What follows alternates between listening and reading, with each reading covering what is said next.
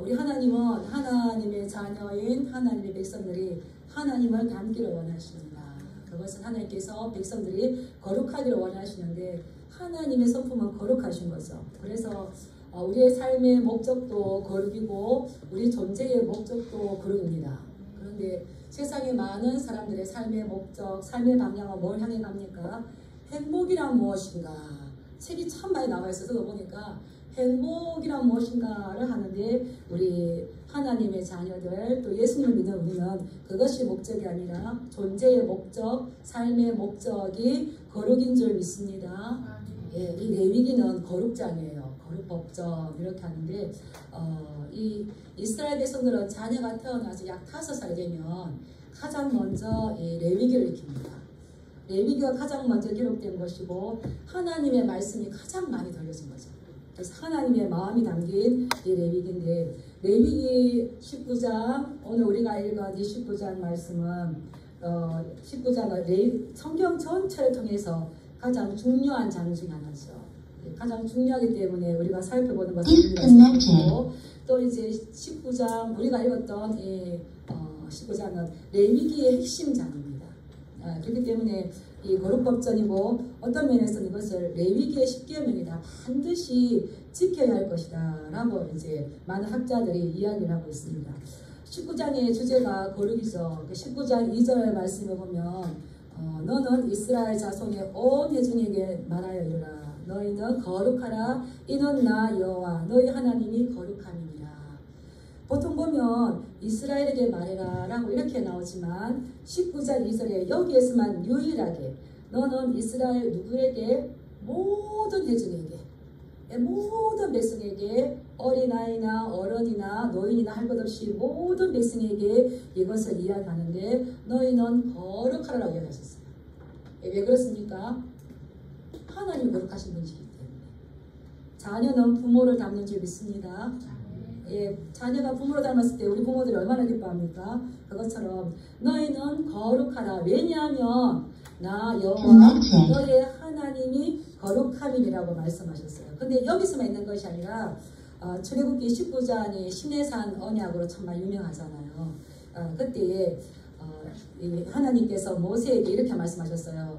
너희 나라는 나에 대해서 제사장의 나라가 될 것이고 거룩한 백성이 될 것이다. 우리는 제사장의 나라 사람인 줄 믿습니다. 예, 그렇게 하기 위해서 너희가 내 말을 잘 듣고 내 언약을 지키면 너는 모든 민족 중에서 나의 소유가 될 것인데 그것이 너희는 거룩한 백성이 될 거다. 이렇게 그 소망을 주셨어요. 그러니까는 19장에 보면 모든 백성들이 일제히 예 우리가 말씀하신 것을 다 행하겠습니다. 그런데 이때에 하나님께서 내가 말하는 걸 잘 듣고 내 언약을 지키라 이렇게 말하는 의도와 의중을 이스라엘 백성들은 다 몰랐던 것 같아요. 거룩이 뭔지 제사장이 뭔지를 몰랐던 것 같아요. 그렇기 때문에 우리가 다 행하겠습니다 했지만 갈수록 어떻습니까? 안 지켜요. 안 지키잖아요. 그런데 이 거룩 레위기만 나오는 게 아니라 베드로도 그랬고 바울도 하나님의 뜻은 이것이니 너희의 거룩함이라. 이렇게 생각나시죠? 이게 성경 전체에 흐르는 핵심입니다. 우리 핵심은 하나님 어떻게 하면 잘 살까요? 그러는데 하나님께서 우리에게 요구하시고 성경이 우리에게 요구하는 삶의 주제는 뭐라고요? 네, 따라하실 거룩이다. 예, 그래서 이스라엘 백성은 거룩한 백성. 우리를 뭐라고 합니까? 교인으로 끝나면 안 됩니다. 제가 오늘 글을 보니까 교인으로 했더라고요. 그래서 이 목사님은 제가 잘 모르지만 교인과 성도를 구별하시는구나. 성도는 거룩한 무리입니다. 교회 다닌다고 다 성도가 아니잖아요. 그냥 교인일 수밖에 없어요. 근데 그 교인 중에서 하나님의 거룩을 지켜나가는 자가 누굽니까? 성도. 네, 그래서 성도를 하나님께서 기뻐하시죠. 그렇다면 이 거룩한 백성, 거룩한 우리도 성도인데 이거는 무슨 말이냐? 이거 카도시 들어보셨잖아요. 이게 구별되다, 분리되다, 다르다. 그래서 이 거룩은 어떤 단절을 요구해요. 하나님을 믿는 것과 하나님을 믿지 않는 것, 하나님을 따를 것인가, 나를 따를 것인가? 여기에 대해 정확하게 구별되어져야 되는 거야. 그리고 세상으로부터 나를 단절하여서 하나님께 가까이 나아가야 거룩이 되어지는 겁니다. 예, 성전뜰이 있어요. 성전이 있어요. 지성소가 있어요. 성전뜰도 좀 더 좋겠지만 어디에 들어오면 더 거룩하겠습니까? 성전에 들어오면. 성전에 들어오면 또 보다 어디에 더 가까이 가는 게 더 거룩이 짙어지겠습니까? 지성소. 그래서 교회 오셔가지고 그냥 우리끼리 만나서 이야기하는 것이 아니라 하나님의 말씀 뭔가 하나를 붙잡고 가야 돼요. 예, 단어 하나라도 가져가셔야 돼요. 예, 그러면 또 이제 시온소 앞에 가면 더 은혜를 베푸는 장소 앞에 가면 더 거룩해지는 거죠. 그래서 이 거룩은 구별되어지고 분리되어지고 달라야 되는데 그렇게 하려면은 내가 하나님을 섬길 것인가 나를 섬길까요? 이 두 마음 가운데서 지속적으로 싸워서 단절해야 됩니다. 그리고 누구께 더 가까이 나가야 됩니까? 하나님께 가까이 가면 갈수록 우리는 더 거룩해집니다. 오늘 우리에게 주어진 말씀은 하나님께서 이 레위기 말씀을 통해서 너희는 거룩하라. 이는 너희 하나님 나 여호와가 거룩함이라 라고 말씀하시고 이제 부모를 공경하고 이웃적인 안식일을 지키라고 말씀하시고 난 다음에 바로 어떤 말씀이 나오냐면 이웃 사랑에 대해서 말씀하시고 있어요. 거룩은 나 혼자서 되는 것이 아니라 하나님과의 관계 가운데 있을 때의 거룩입니다. 교인일 때는 그냥 교회의 회원수가 될 수 있어요. 근데 성도는 다르죠. 성도의 삶은 얼마나 고귀한 일입니까? 그것처럼 하나님과의 관계가 되지 않으면 성도가 될 수가 없어요. 근데 하나님은 나에 대해서 거룩을 지키는데 예배뿐만 아니라 이제 쭉 이후의 말씀을 보면은 이웃과의 관계 가운데에서 네가 거룩을 어떻게 구체적으로 실천해야 될지를 자세하게 말씀해 주셨어요. 그래서 저는 거룩, 저는 어렸을 때도 뿐만 아니라 신학교 가기 전에 성경을 조금 읽을 때에 거룩이 이제 좀 눈에 띄었어요. 거룩은 거룩. 어릴 때 산신령 생각을 흰 수염 나고 덮어 입고 높은 보좌에 거룩. 근데 그게 아니라 거룩은 하나님의 말씀을 삶들 가운데에서 때로는 우리가 그리스도의 그 표상이 되어서 이거를 실천적으로 드러내야 돼. 하나님을 드러내야 될 우리의 삶이라고 깨달았었어요. 기억하시길 축복합니다.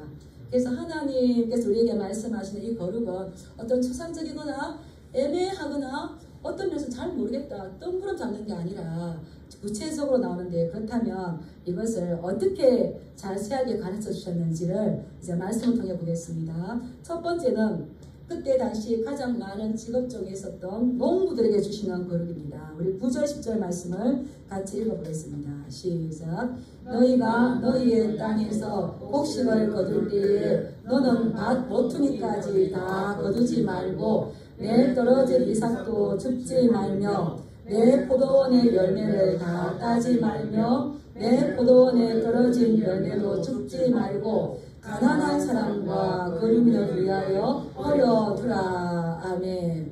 이 이제 거룩한 삶을 농부들에게는 이 거룩한 삶, 이웃과의 거룩한 삶에서 특징적인 건 뭐냐면 하나님께서 약자에 대한 배려를 말씀하셨다는 거예요.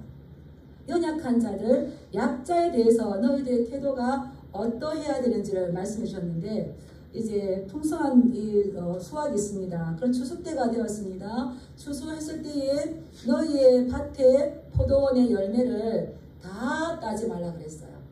다 거두지 말고 남겨두라고 했습니다.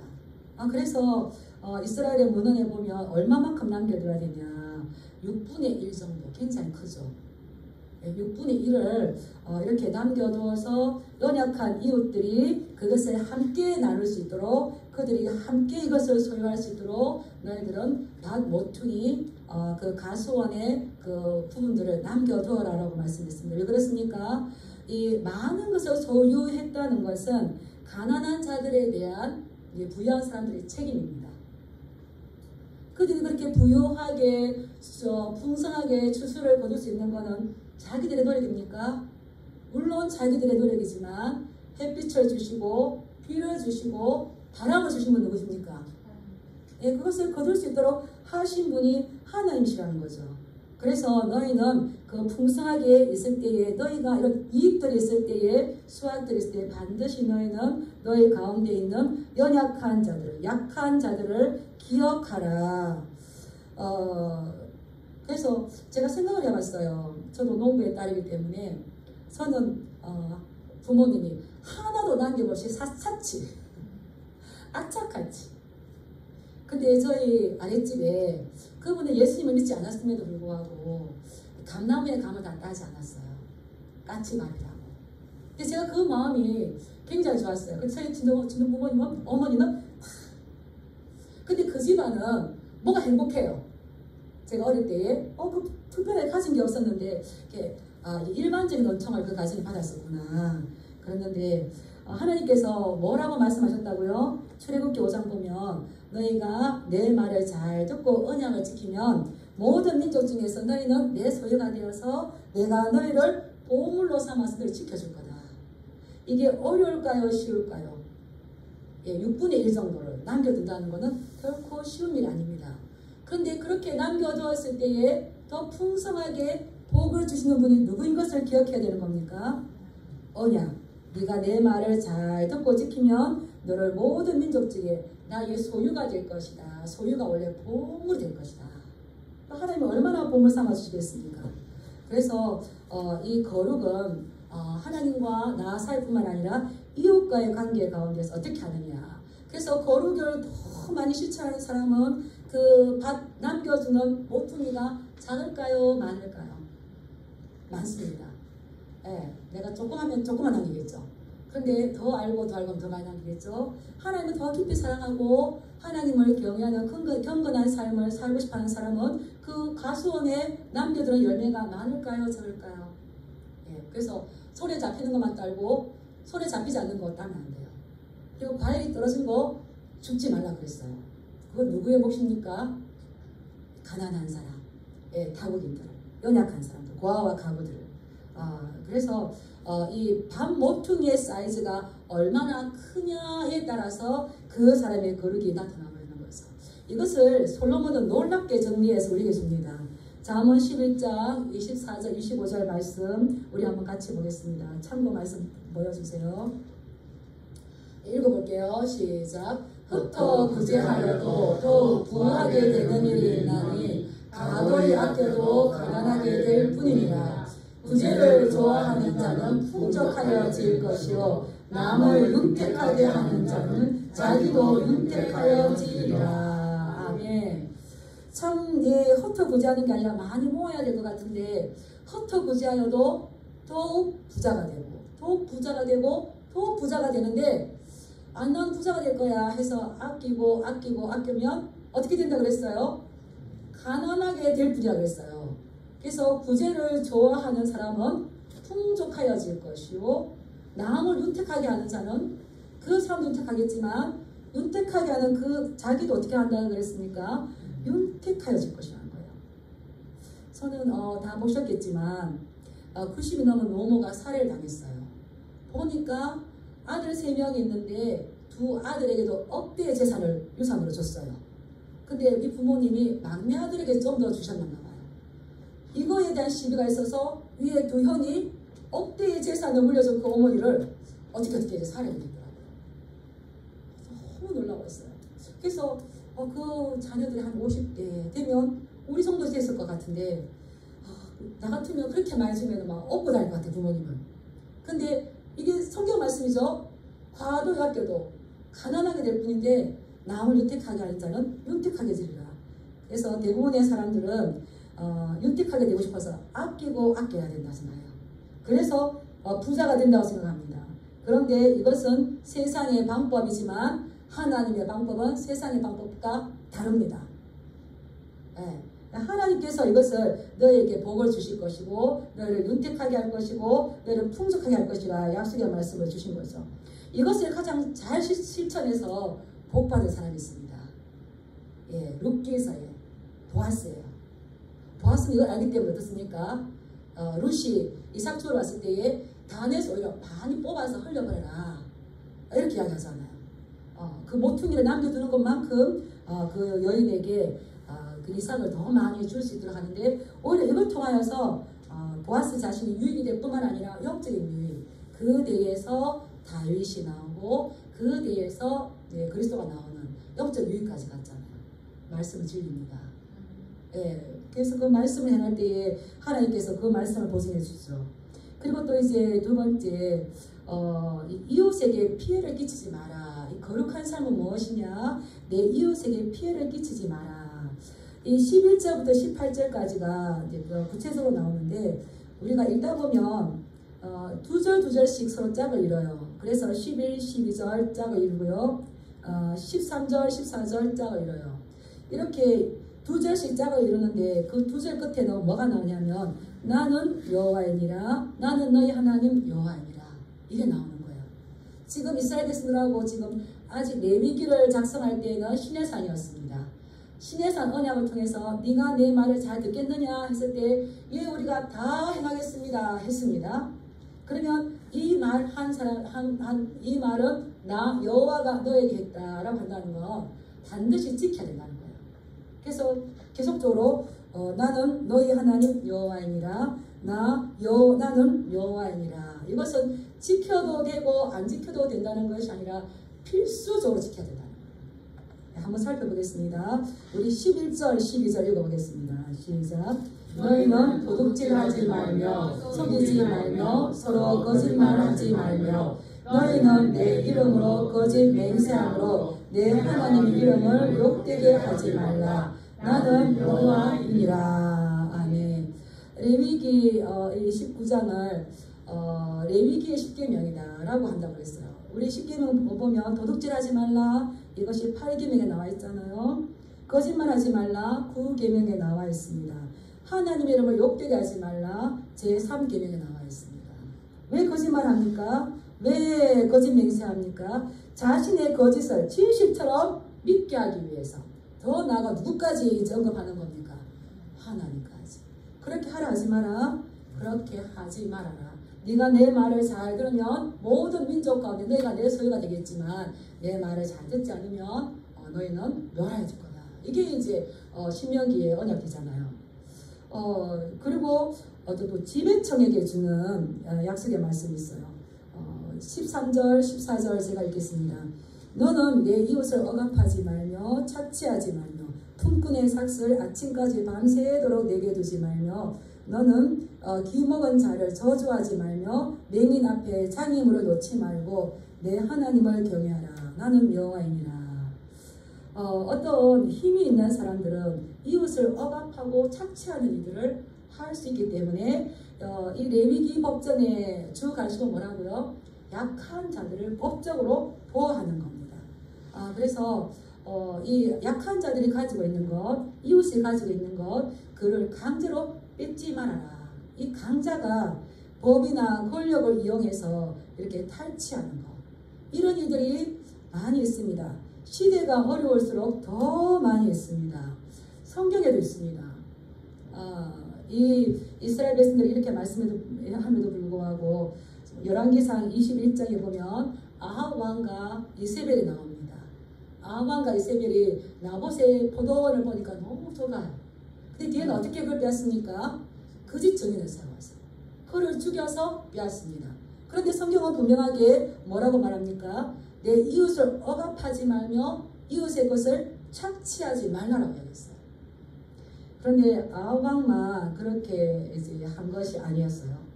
다윗도 바세바가 탐이 나기 때문에 어떻습니까? 문서를 보내서 우리아를 죽게 만들었어요. 네가 내 말을 잘 듣고 내 언약을 지키면 모든 민족 중에서 네가 내 소유가 될 것이다. 그래서 신명기 공식이라는 게 있는데요. 다는 아니지만 구약에서는 그 공식이 있습니다. 순종하면 복, 불순종하면 저주. 그것이 아합 왕이든지 그것이 다윗 왕이든지 이 말씀이 전부 다 적용이 되는 거죠. 그래서 이 다윗은 그 우리아의 생명을 빼앗음을 인하여서 자기의 아들 몇 명이 죽었습니까? 4명이 죽었어요. 이건 이제 지켜도 되고 지켜야지 않아도 되는 것이 아니라 하나님께서 이는 나 여호와니라. 이렇게 이제 말씀해 준 거죠. 그래서 하나님께서 이미 인간들이 번성하면 이러한 연약한 자들, 힘없는 자들에 대해서 착취할 것이고 빼앗을 걸 알았기 때문에 이것은 하나님의 명령에 대한 도전이라는 것을 분명하게 말씀하셨고, 거기에 대해서 보응은 하나님께서 하신다고 기록이 되어 있는데 우리가 안 읽으니, 성경을 안 읽으니 모르는 거죠. 잠언 19장 17절 말씀에 이렇게 있습니다. 가난한 자를 불쌍히 여기는 것은 여호와께 구워드리는 것이니 그의 선행을 그에게 갚아주시리라. 가난한 자에게 구워줬어요. 가난한 자를 불쌍히 여겨서 선행을 했어요. 가난한 자는 도와줄 수가 없어요. 갚을 수가 없어요. 그런데 대신 그것을 여호와께 구워드리는 건데 그 선행을 누가 갚아주시냐는 거예요? 하나님께서. 근데 신명기 18장에 보면 내가 너에게 꽉꽉 흔들어 채워 외품에 안겨줄 거다. 외품에 안겨주겠습니까? 다른 사람이 못 뺏어. 이런 거 제가 자해를 해봅니다. 이런 것처럼 하나님의 말씀은 이스라엘 백성들이 공동체로 서로 하나님 안에서 거룩한 공동체가 되기 위해서 구체적으로 이렇게 말씀해 주셨다는 게 참으로 놀랍죠. 그리고 또 이제 지배층뿐만 아니라 고용주에 대해 말씀하셨어요. 내 이웃을 억압하지 말며 착취하지 말며 품꾼의 삭슬 아침까지 밤새도록 내게 두지 말며. 경영자, 이렇게 고용주 이 사장들에게 중요한 건 그들이 나타내야 될 거룩은 뭡니까? 내가 돈 많이 벌어서 교회 헌금 많이 하는 거? 이 거룩 아니에요. 하나님께서 그들에게 요구하는 거룩은 뭐라고요? 품삯을 제 시간에 정확하게 지급하는 거예요. 이 악한 고용주는 밤새도록 품삯을 주지 않으려고 궁리할 거지만 출애굽기 22장 21절에 이렇게 말씀했어요. 우리 하나님 얼마나 멋진 분이냐 하면 이거를 우리가 변명치 못하도록 이 장춘에서 다 말씀을 주셨어요. 출애굽기 22장 21절 보면 너는 연약한 자를 압제하지 말며 그들을 학대하지 말라. 내가 만일 그들을 해롭게 하므로 그들이 내게 부르짖으면 내가 반드시 그 부르짖음을 들으리라. 하나님은 나의 하나님만 아니라 나는 고아와 가부의 재판장이고 고아와 가부의 아버지라고 했어요. 그래서 나의 하나님, 너의 하나님, 우리 하나님 좀 있습니다. 나의 아버지, 너의 아버지, 우리 아버지 좀 있습니다. 그런데 이 가난한 자를 불쌍히 여기면 하나님께서 그것을 갚아주는데 그를 불쌍히 여기지 않고 압제하거나 학대하면, 그를 해롭게 하면, 그들이 내게 부르짖으면 무서운 말씀. 내가 반드시 그들의 부르짖음을 들어줄 것이다. 그래서 이 품꾼이 일을 하고 삭스를 못 받았을 때에 밤새도록 얼마나 억울하겠습니까? 우리가 우리 때문에 억울한 사람을 만들지 않기를 축복합니다. 그랬을 때에 이 거룩이라는 게 생활 가운데서 얼마나 구체적으로 우리에게 요구하시는지 이제 볼 수가 있는 거죠. 우리 다시 한번 돌아가서 14절 말씀 한번 읽어보겠습니다. 하나님께서 얼마나 우리를 사랑하시는지 약한 자들뿐만 아니라 신체적으로 어려운 사람, 장애인들도 어떻게 해야 되는지를 말씀하고 계세요. 우리 14절 말씀 한번 읽어보겠습니다. 시작. 너는 기먹은 자를 저주하지 말며 맹인 앞에 잔임을 놓지 말고 내 하나님을 경외하라. 나는 여호와이니라. 아멘. 이제 기먹은 자, 듣지 못하는 자, 또 보지 못하는 맹인들, 신체적으로 약한 자들입니다. 신체적으로 약한 자들은 일을 할 수 없기 때문에 가난한 자가 될 수밖에 없어요. 가난하기 때문에 주변 사람으로부터 소외될 수밖에 없습니다.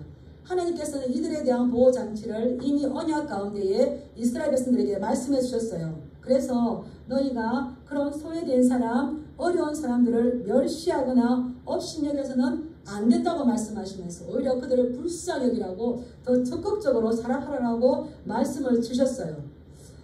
그래서 이제 기먹은 자들, 듣지 못하는 자들이죠.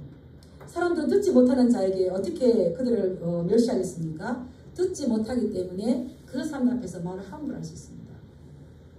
우리가 한때 이슈가 되었는데 특히 이제 듣지 못하는 자는 내가 그 말에 대한 책임이 없기 때문에 하기도 하고, 이제 외국인들,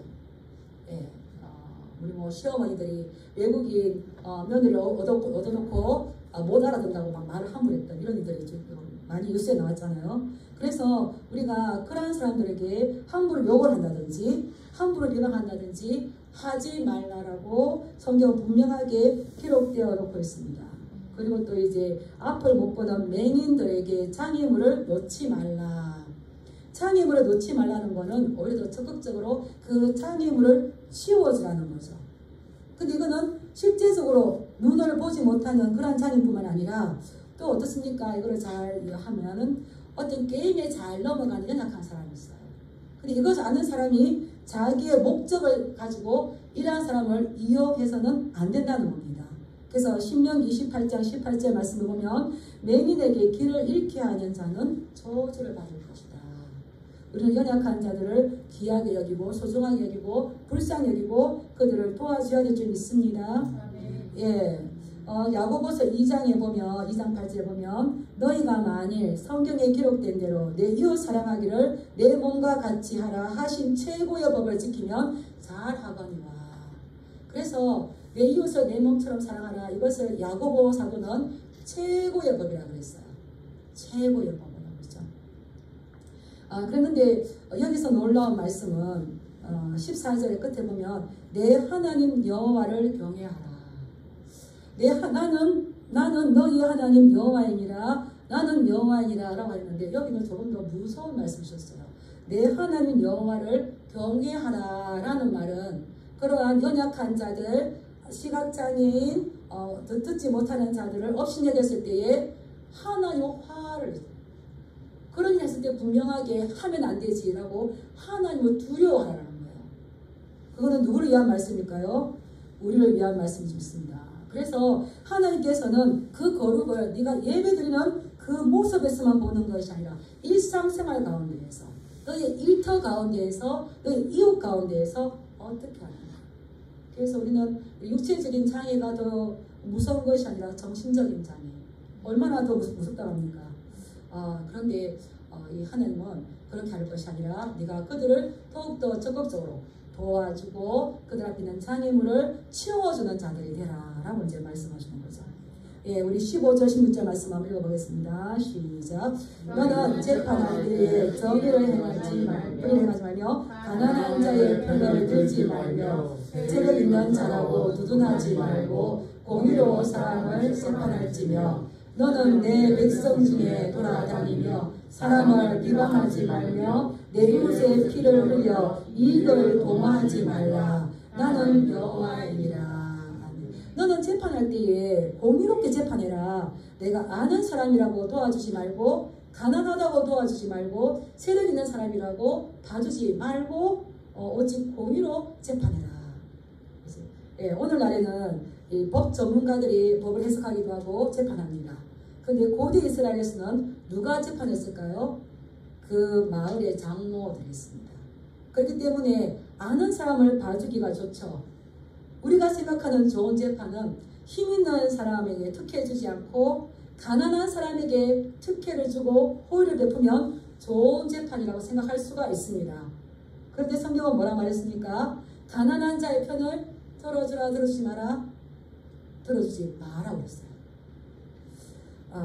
여기에 대한 좋은 예가 있어서 제가 하나 가지고 왔어요. 라가디아 공항을 아실 겁니다. 뉴욕에 라가디아 공항이 있는데 그것을 공항을 만들기 전에 그 예화가 하나 있죠. 이제 뉴욕의 빈민가에서 할머니 한 분이 빵을 훔쳤어요. 그래서 이제 재판을 받게 됐는데 빵을 왜 훔쳤느냐라고 보니까 이제 엄마 아빠가 없는 이제 손주 손녀가 그 추운 겨울에 이제 굶주리고 있는 거예요. 그것을 보다 못한 할머니가 이제 빵 가게에 가서 빵 한 덩어리를 이렇게 훔쳤어요. 그것이 이제 고발이 되어서 이제 법정에 선 거죠. 그런데 이제 이 할머니가 판사님 저는 이러이러해서 우리 손주들 때문에 이렇게 했습니다. 봐달라고 이렇게 이야기하니까 그 라가디아 판사가 할머니 법에는 예외가 없습니다. 벌은 하달입니다.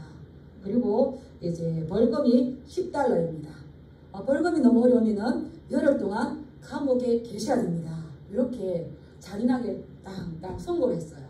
이제 벌금도 없고 10일 동안, 열흘 동안 감옥에 가면 그 손주 누가 봅니까? 그런데 그렇게 땅땅 선고하고 난 다음에 라가디아 판사가 어떻게 합니까? 일어나서 모자를 벗어서 그 모자에 자기 호주머니에 있는 10달러를 꺼내서 따랐습니다. 그러고는 이제 이 할머니의 벌금 10달러는 제가 냈습니다. 할머니의 벌금은 완납됐습니다. 너무 귀하거든요. 너무 귀하죠. 그래서 라가디아 판사가 어떻게 하냐면 이 할머니가 이렇게 가족이 어렵게 사는데 단체에 든 것은 우리 도시의 우리 모두의 책임이 있습니다. 여기에 모인 모든 분들도 같이 벌금을 내시기 바랍니다. 돌렸어요. 57달러가 모아졌대요. 그러니까 이제 10달러는 벌금으로 내고 47달러를 그 할머니 손에 쥐어줬어요. 이게 너무 아름다운 이야기이기 때문에 그것을 기념하기 위해서 라가디아 공항을 지었다는 이런 일화가 있습니다. 어떻습니까? 가난한 자라고 봐주는 건 아니죠. 그렇지만 또 이제 그것을 우리 이 라가디아 이 재판장처럼 어떻게 또 선하게 하나님 얼마나 기뻐하셨겠어요. 이러한 우리가 이 하나님 안에서 서로 공정하게 또 정의롭게 대하기를 주님으로 축복합니다. 예, 그리고 너는 백성 중에 돌아다니면서 사람을 비방하지 말며 내 이웃의 피를 흘려서 이익을 도모하지 말라. 여기 돌아다닌다는 말은 라케 재미있는데요. 막 바쁘게 다녀요. 이 정보 전달자예요. 험담하고 소문 퍼뜨리면 안 돼요. 소문이 나에게 왔으면 내가 마지막이다 하고 꿀꺽 삼키시길 축복합니다. 저는 제가 요 앞에 교회에서 사역을 했었는데 요 앞에 첫 사역을 했었는데 신기해요. 너무 소문이 잘 나요. 어떻게 저 소문이 잘 나지? 보니까 밑에 지뢰가 쫙 깔려 있어요. 겉으로는 두 분이 안 친한데 지뢰가 쫙 깔렸는데 솔로몬이 재밌는 말을 했어요. 잠언 26장 22절에 보면 남의 말하기를 좋아하는 자의 말은 멸시과 같아서 뱃속 깊은 데로 내려간다고 했어요. 남의 말하는 재미가 있어가지고 별식으로 쭉 내려가요. 그런데 그렇게 하라 하지 마라. 예, 정보 전달자가 절대 되어서는 안 됩니다. 예, 소문이 나오거나 안 좋은 말이 나오면은 그게 내 마지막이 딱 돼야 됩니다. 참기셔야 됩니다. 그렇게 해서 이웃의 피를 흘려서 그 이익을 도모하는 이들을 절대 하시면 안 됩니다. 이것이 우리가 일상생활 가운데에서 하나님 앞에 드려야 될 이 거룩이라는 거죠. 거룩이 추상적입니까? 어떤 뜬구름 잡는 겁니까? 아주 실제적인 겁니까? 예, 이것을 다 모아서 마무리를 짓는 말씀이 17절, 18절 말씀입니다. 우리 같이 한번 읽어보겠습니다. 시작. 너는 내 형제를 마음으로 미워하지 말며 내 이웃을 반드시 견책하라. 그러면 내가 그에 대하여 죄를 담당하지 아니하리라. 원수를 갚지 말며 동포를 원망하지 말며 내 이웃 사랑하기를 내 자신과 같이 하라. 나는 여호와이니라. 아멘. 예, 너는 내 형제를 미워하지 마음으로 미워하지 말라 그랬어요. 미워하지 말고 그의 잘못을 조용하게 타일러 주라라고 이야기했어요. 그런데 여기는 어떤 상대방의 주변 사람들의 잘못을 보면 어떤 감정부터 생깁니까? 미워하는 감정부터 생기죠. 근데 성경은 내 마음으로 그 형제를 미워하라, 미워하지 마라, 미워하지 말아라고 하는 거예요. 하나님이 하라는 거 하고 하지 말라는 거 하지 마시기를 축복합니다. 제가 신학 오기 전에 매일 20장씩 성경 읽었다고 그랬잖아요. 그때 제가 너무너무 많이 놀랐어요. 이런 말씀을 하면서. 그래서 하나님께서 하라고 하신 것도 하기가 쉽지 않은데 하지 말라고 한 것은 절대 안 해야 되겠다. 이해하십니까? 그리고 나도 모르게 죄를 많이 쓰는데 알고는 죄를 안 지어야 되겠다. 순종하면 복, 불순종하면 저주. 내가 너에게 생명과 복과 화와 저주를 두었나니 너는 살기 위해서 생명을 선택하고. 선택은 누구의 몫입니까? 나의 몫이라는 거예요. 그래서 우리는 미워하는 게 당연한 것 같은데 하나님은 이것을 검하여서 미워하는 마음을 가지지 말며 그에게 조용하게 타일러 주라고 하셨어요. 이걸 행하기가 참 쉽지 않아요. 그러면 미워하지 말라는 말은 더 적극적으로 용서하라는 거죠. 얼마만큼 용서해야 되겠습니까? 7번씩, 7번씩. 우리 너무 억울하죠. 근데 이것은 성경이 말하는 거고요. 그래서 손영원 목사님의 사랑의 원자탄 얼마나 그 순종함이 우리 모두에게 임해야 옵니까? 근데 이것이 어려운데, 지금까지 이런 거룩의 항목들이 어려운데 지킬 수 있는 한 가지 방법은 내 이웃 사랑하기를 내 자신처럼 사랑하라. 이것으로 하면 이길 수가 있다는 거예요. 내 이웃이 누굽니까? 동포고 형제죠. 우리는 한 가족, 한 자매, 한 형제라는 겁니다. 그래서 내 이웃을 내 자신을 사랑하는 것처럼 사랑할 때에 이 모든 것들이 해결이 됩니다.